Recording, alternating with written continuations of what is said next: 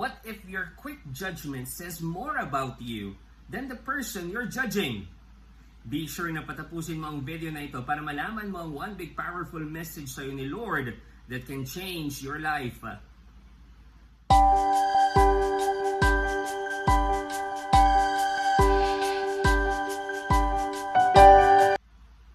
Hi, my name is Brother Bars Lumibaw and welcome to today's Word in Today's World, wherein we unpack the liturgical readings and discover their connections about isa and relevance nila sa ating buhay. Today is March 23, 2026. Our first reading is from Daniel chapter 13, verses 1 to 9, followed by 15 to 17, then 19 to 30, and then 33 to 62. I encourage you to open your Bible and read it.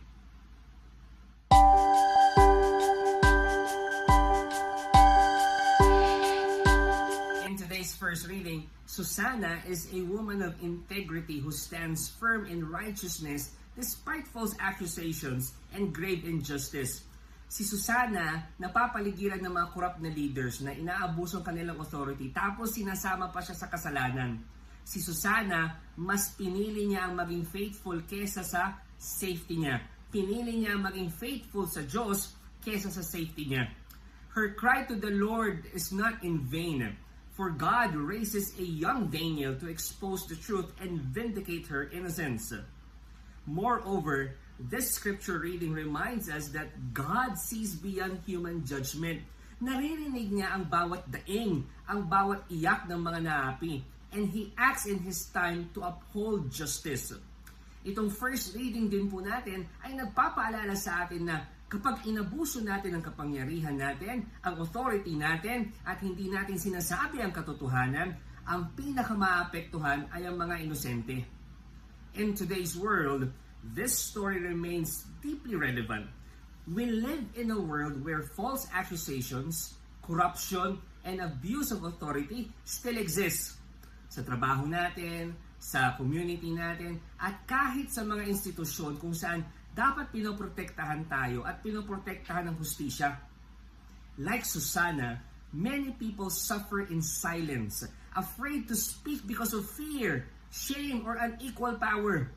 Yet, this reading calls us to trust in God's justice and to remain steadfast in truth even when it is difficult. At the same time, it challenges us to be like Daniel. Ano ba yung ginawa ni Daniel? Sino ba si Daniel? Courageous enough to stand up, question wrongdoing, and defend those who cannot defend themselves. In a society where truth can be manipulated, we are reminded that integrity, courage, and faith in God must guide our actions. For in the end, the truth will prevail and God's justice will shine. Sa isang mundo kung saan ang katotohanan ay madaling baluktutin at ang mga inosente ay naapektuhan at naghihirap, yung kwento ni Susanna ay pinapaalalahanan tayo na manatiling faithful sa Diyos kahit na mahirap. It teaches us that integrity may be tested, but God never abandons those who trust in Him. At tulad din ni Daniel, we are called to stand for the truth, even when our voice seems small, because courage guided by God can bring justice and hope to other people.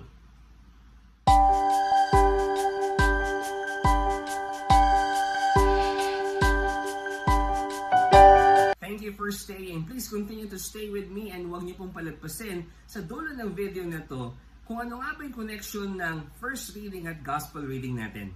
Ang gospel naman po natin ay galing sa John chapter 8 verses 1 to 11. Muli po, I encourage you to open your Bible and read it.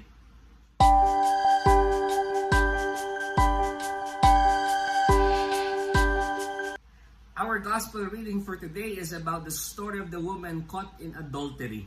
And this gospel reading reveals both the depth of human sinfulness and the greater depth of God's mercy. Yung mga scribes at Pharisees, dinala kay Jesus ang isang babae na nahuling nakikiapid. Dinala nila yung babae hindi para talaga parusahan siya according to the law of Moses, kundi ang tunay nilang dahilan ay para i-trap si Jesus. Brother Bars, paanong trap yun? Ito po, pakinggan niyo po ito.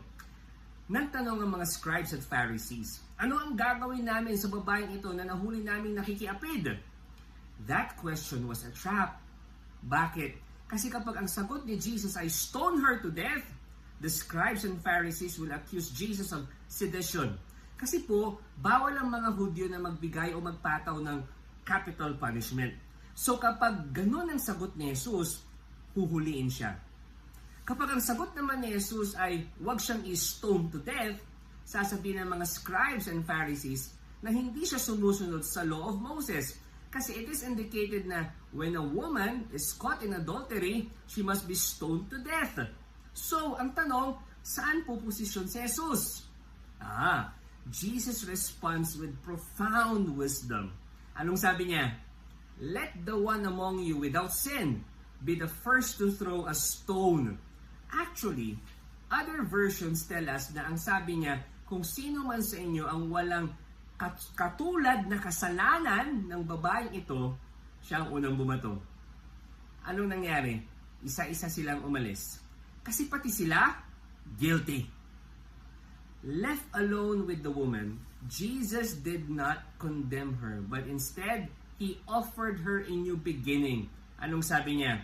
Neither do I condemn you. Go and from now on, do not sin anymore. In this moment, we see that Jesus does not ignore sin, but He meets it with mercy, inviting conversion rather than condemnation. In today's world, this gospel speaks powerfully sa isang mundo kung saan ang dali nating mag-judge at ang hirap nating umintindi. Maraming tao ang nababato, hindi ng bato, pero ng mga masasakit na salita, ng chismis, ng social media attacks at public shaming. We often point out the faults of others while overlooking our own shortcomings.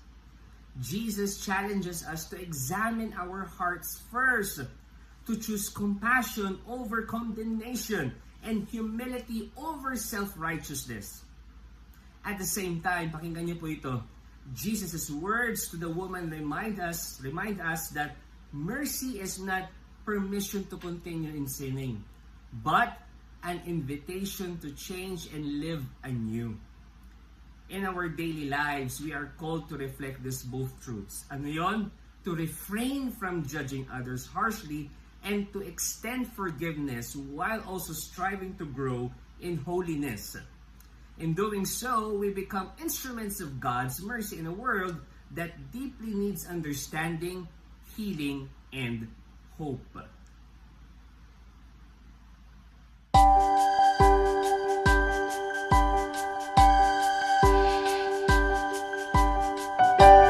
Now let's tie the first reading and the gospel. Ano nga ba ang connections nila sa bawat isa?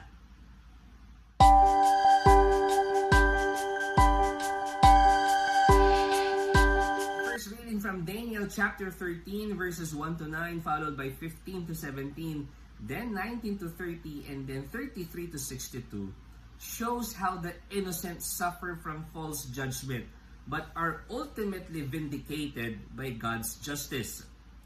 Yung gospel naman po natin from John chapter 8 verses 1 to 11, it shows Jesus confronting unjust judgment and offering forgiveness instead of condemnation. Pag pinagtahi po natin yung mga liturgical readings natin for today, sinasabi po sa atin that God calls us to move away from unjust judgment and to embrace truth, mercy, and compassion toward others. And here's our one big powerful message for today. Stop judging. Choose truth, mercy, and compassion. And here's our question for your personal reflection or for your group discussion.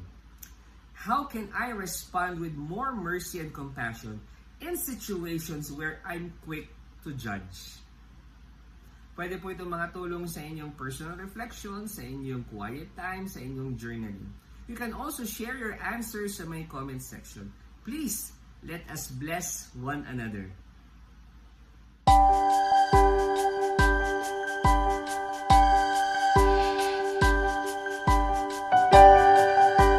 If you are blessed blessed by this episode, can I ask a favor? Okay lang po ba na kayo po ay maging partner ko in reaching more people, in sharing this video, this message sa mga nakararami? Kasi po alam ko marami rin po kayong kakilala, kamag-anak, o kaya naman mga mahal sa buhay na nangangailangan ng message na ito. Please share this episode to them or share this sa inyong social media accounts.